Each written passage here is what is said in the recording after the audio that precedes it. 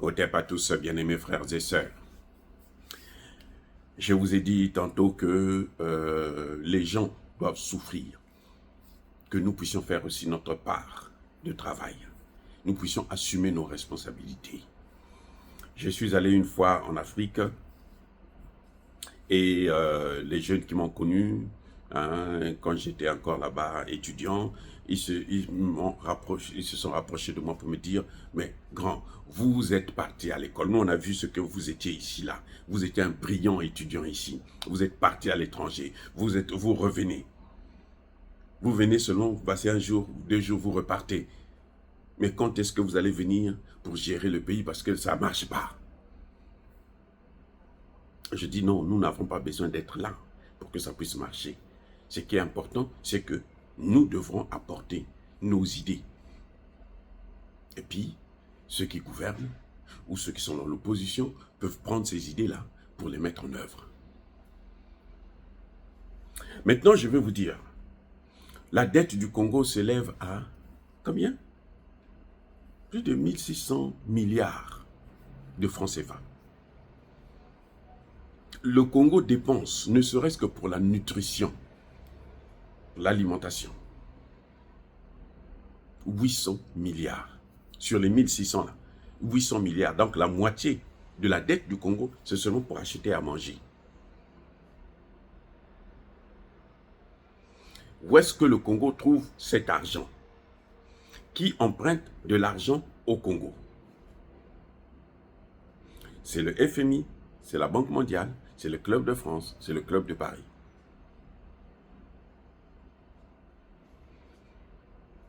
Vous comprenez? Vous allez me dire, mais la dette c'est vis-à-vis des Chinois. Oui, la dette vis-à-vis des Chinois, là, vous avez des petites routes que vous voyez là, les petites pistes là. J'appelle ça piste par rapport à ce que je vois ici aux États-Unis. Vos dirigeants, là, quand ils viennent ici aux États-Unis, lorsqu'ils circulent, là, ils rentrent ce qu'on appelle autoroute. Ce qu'on appelle échangeur. Au Congo, là, il n'y a même pas un seul échangeur. Même pas. Ce qu'on appelle autoroute, là, c'est des pistes. Pour moi, c'est des pistes. Ça, c'est ce que vous trouvez dans les campagnes ici aux États-Unis. Ce que vous appelez autoroute, il y a même un péage et tout. Ça, on trouve ça dans des campagnes. Bref, ce n'est pas là le problème. Je veux dire que la dette du Congo s'élève à 99% du PIB du pays. Donc, c'est-à-dire que nous ne produisons pas de richesse, nous produisons seulement la dette. Mais tout le monde se souvient qu'il y a quelques années, je pense que c'était en 2014, le Congo avait des excédents budgétaires. Vous vous souvenez quand on a parlé des 14 milliards de francs CFA et autres que le Congo avait, ainsi de suite. Vous vous souvenez de ça, non? C'est ça ce qu'on appelle des excédents budgétaires. C'est-à-dire que vous gagnez beaucoup plus d'argent que vous avez dépensé. En quelque sorte, c'est des bénéfices. Qu'est-ce que le Congo a fait? Le Congo est allé prendre un rapace, un voyou, un bandit, un brigand, un voleur, qu'on appelle Dominique Strauss-Kahn. Dominique Strauss-Kahn dormait à Oyo, il habitait à Oyo. Même pas à Brazzaville, à Oyo. Pour prendre tout. Et quand il est parti, dès qu'il est venu là, 1 an plus tard, on a commencé à constater que le Congo est en train de s'endetter maintenant.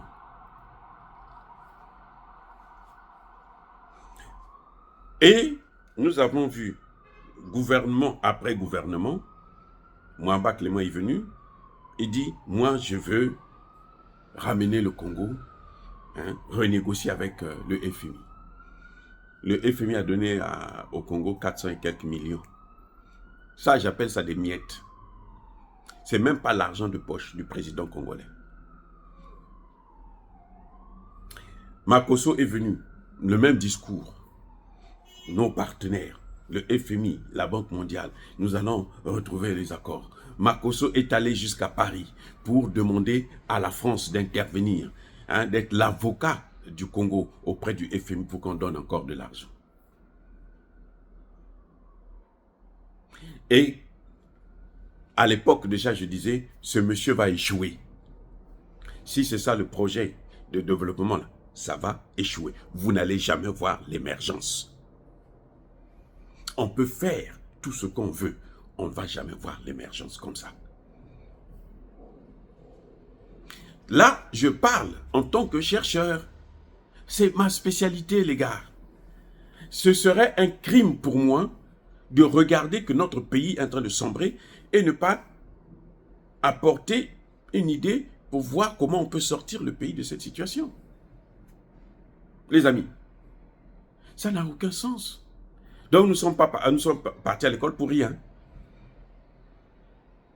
C'est ce que disait un de mes professeurs quand je soutenais ma thèse de doctorat, le professeur Bruno Etienne, un des grands, très grands juristes même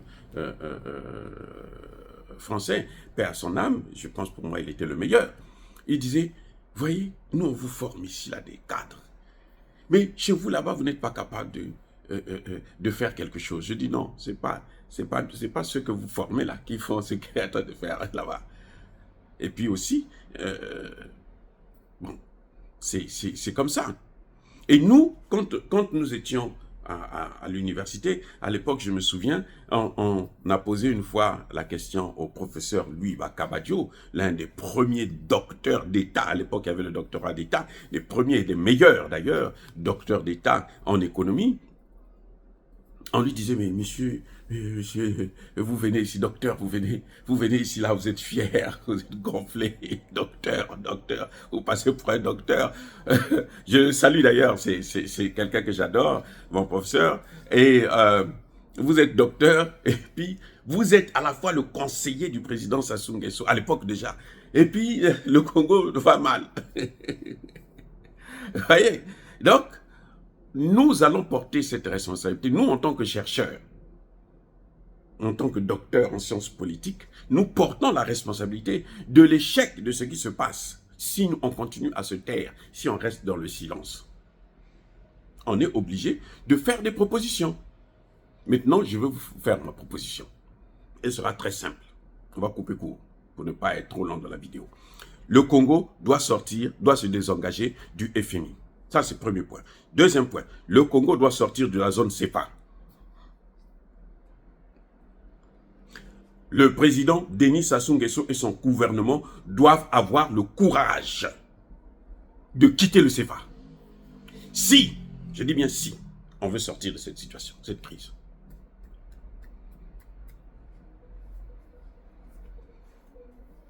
Les amis, je répète encore, pour que vous puissiez bien comprendre. Parce que les gens de l'opposition, ils vont dire que non, je soutiens Sassou. Non, je ne soutiens pas Sassou Nguesso. Je ne suis pas contre Sassou Nguesso non plus. Je donne mon point de vue. Et je m'en fiche de ce que les gens vont penser. Ceux qui ont une meilleure solution, ils n'ont qu'à faire la proposition. Parce que l'opposition, c'est dire non, Sassou Nguesso a mal géré, Sassou Nguesso. La corruption, hein, les amis, ce qu'on appelle corruption. Aux États-Unis, ici, là, il y a la corruption. Vous savez pourquoi le fils de Biden est poursuivi? Bon, son père a tout annulé, c'est vrai. C'est à cause des problèmes de corruption aussi. Vous comprenez? La corruption ici aux États-Unis, là. Il n'y a que ça. Vous voyez pas Macron, tous ces ministres-là. Hier, j'écoutais le ministre du budget qu'on était en train de lessiver. Le maire, celui qui disait que non, on va détruire l'économie russe là. Ils sont tous des corrompus. Donc la corruption, c'est un problème endémique. C'est-à-dire que c'est une épidémie économique qu'il y a dans tous les pays du monde. Et ce n'est pas la corruption qui fait que nous, on puisse être dans cette situation. C'est le franc CFA. Si Sassou Nguesso ne le savait pas, maintenant je l'informe. Notre problème là, numéro 1, le problème numéro 1 du Congo là, c'est le franc CFA, cette monnaie de merde là. C'est un chiffon de papier. Ça dit que le franc CFA est un frein pour le développement. Et le FMI est là pour nous maintenir dans cette zone CFA là. C'est pour ça que quand j'ai vu qu'il y a la rencontre des chefs d'État de la CEMAC, pour régler des problèmes économiques que eux ils disent gravissimes. Parce que les concepts qu'ils vous donnent là, la croissance, le PIB autre là, ce n'est pas, c'est-à-dire que si vous n'êtes pas économiste, vous ne pouvez pas comprendre ça. C'est pas ça le problème. On vous donne même des chiffres, on dit le Congo est endetté à 99% de son PIB. Ah, oh, donc c'est grave. La France est endettée à 117% de son PIB. Oh. Et pourtant, la France continue à siéger au FMI, à la Banque mondiale, comme membre permanent du Conseil de sécurité de l'ONU. Vous vous rendez compte? Maintenant, on va dire que la situation du Congo est plus grave que celle de la France, et pourtant la France est toujours ce qu'elle est. Donc le problème du Congo, là, ce n'est pas ça. La France, vous savez pourquoi elle est dans cette situation? À cause seulement du Sahel. La France, maintenant, est en train de prier pour que les pays du Sahel ne sortent pas de l'UEMOA, du CFA, là, on n'abandonne pas le CFA. Si le Congo aussi sort du CFA, là, la France va encore tomber plus bas. Et nous, là, si on sort du CFA, on va monter. Mon conseil au président Denis Sassou Nguesso. Monsieur le Président, prenez votre courage à deux mains. Montrez-nous, comme on dit au Congo, que aux âmes au Bali, sortez de ce chiffon de papier là qu'on appelle CFA. Sortez de là. Si les autres pays de la CEMAC ne veulent pas, sortez, vous partez. Et vous allez voir que la CEMAC, la BEAC, là, va tomber. Ah, je reprends. Ça dit que, en fait, ce qu'il y a avec nos dirigeants, nos leaders, c'est qu'ils ne connaissent pas le pouvoir. Ils n'ont pas l'ampleur du pouvoir qu'ils ont dans leurs mains. Au lieu d'aller tout le temps s'agenouiller devant Macron, qui ne vaut absolument rien, c'est un nulard, un idiot d'ailleurs, il a passé 3 ans pour entrer dans Normal Sup. 3 ans. Et quand il est pour sortir là, eh ben, il est sorti avec toutes les sueurs de la tête. Et nous, hein, nous qui parlons là, moi qui vous parle, depuis CP 1 jusqu'au doctorat, j'ai toujours été majeur de ma promotion. Avec quelques petits moments où, bon, hein, tu as la tête, tu as un peu perdu la tête, tu tombes un peu. Mais toujours majeur, jusqu'en France. Quand j'ai fait mon doctorat, la meilleure thèse de doctorat de l'année. Donc quand je parle là, je sais de quoi je parle. Il faut être un véritable économiste pour venir contredire ma thèse. J'ai dit, le CFA, c'est un frein pour le développement du Congo.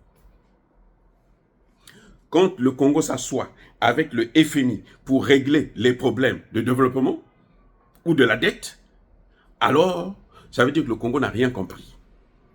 Or, si nous avons des dirigeants qui n'ont rien compris, au Congo, il y a des cadres, des gens qui ont des cerveaux, qui savent que non, ça c'est pas la bonne voie et nous on est en train de vous le dire. Parce qu'on n'a pas besoin d'être expert en sciences politiques, d'être docteur en sciences politiques comme moi pour comprendre ça, pour gérer un pays. Non, on a besoin justement d'avoir des ressortissants de votre pays comme nous, qui sont là, qui vous donnent des idées, qui vous disent, mais vieux, voilà la voie à suivre. On ne peut pas compter seulement sur ces enfants parce qu'ils ne sont pas toujours forcément les plus intelligents de la nation. Le Congo, c'est plus de 5 millions d'habitants. Comment pensez-vous que vous êtes le plus intelligent? Surtout si vous n'avez qu'une licence ou une maîtrise. Il y a un problème là, les gars. Il y a un problème. Donc, bref, le problème, c'est aujourd'hui, comment on peut sauver le Congo? Et moi, ma solution à moi, chers compatriotes, ma solution en tant que docteur en sciences politiques, je dis la première des choses que le président Denis Sassou Nguesso et son gouvernement doivent faire, c'est nous mettre en place tout de suite, dans l'immédiat, une procédure de sortie du franc CFA. On va nous dire que si vous sortez du franc CFA, il y a des conséquences. Après, il n'y a aucune conséquence. Le Zimbabwe est sorti du franc, vient de changer sa monnaie, là, du dollar. Le Zimbabwe, là, ils ont créé leur propre monnaie, basée sur l'or. Pas sur le dollar ou l'euro, non, basée sur l'or. Parce que si vous faites une monnaie, vous créez une monnaie qui est basée sur l'euro ou le dollar, là, vous n'avez rien fait. Ça, c'est pas moi. Ça, c'est votre théorie à vous. Ne dites pas que non, c'est le docteur Maviala qui avait dit. Non, le docteur Maviala dit, le Congo doit sortir du franc CFA et il doit créer une monnaie basée sur l'or. Ça, c'est dans l'hypothèse où les autres pays de la CEMAC ne veulent pas sortir du franc CFA. Laissez-les rester les esclaves. Non, c'est simple. Et je ne veux pas entendre des discours, non, vous savez, il n'y aura pas de conséquences. Le ciel ne tombera pas. Vous allez voir qu'on sera mieux que la France. C'est les Français qui viendront nous demander de l'argent. Les amis, soyez bénis, abondamment bénis par le Dieu des Kémites et par nos ancêtres angélisés, mais que tous ceux qui persécutent le continent africain le pillent et le déstabilisent, qu'ils soient noirs, blancs, chinois, arabes, juifs, indiens, qui qu'ils soient maudits, punis, foudroyés, neutralisés, écrasés, effacés par le Dieu des Kémites et par nos ancêtres angélisés. Vive l'Afrique éternelle, j'ai dit et j'assume.